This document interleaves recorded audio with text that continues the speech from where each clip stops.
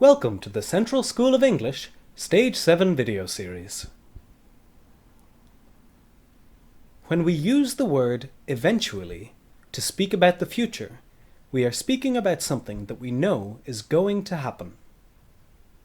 However, we do not know when. For example, we might say, "It will eventually be your teacher's birthday."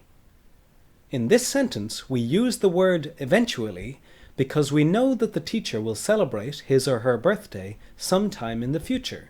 However, we do not know when.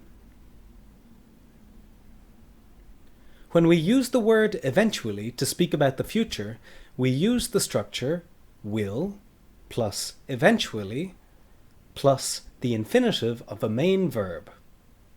Here are some examples of sentences using eventually to speak about the future. I will eventually go on holiday. I am not sure when.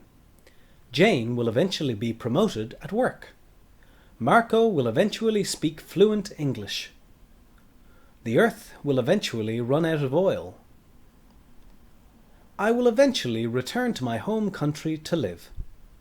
In these sentences, we use eventually because we want to communicate that we are sure that the action will happen, but we are not sure when it will happen.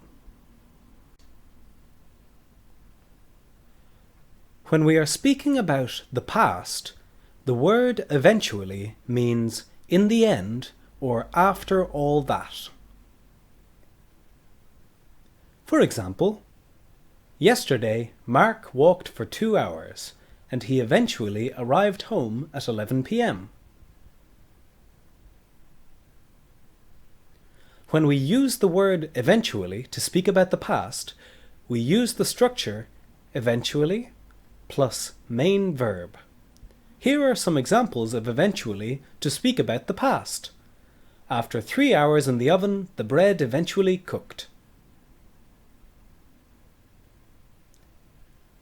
Jane worked for 10 years before she eventually got a promotion at work. Luke saved for 5 years and eventually bought a car. The delivery man drove to 7 different houses before he eventually found the right address. In this video, we have learned how to use the word eventually to speak about the future and the past. We learned that when we use eventually to speak about the future, we communicate that we know something is going to happen, but we are not sure when. When we use eventually to speak about the past, we communicate the idea of after all that, or in the end.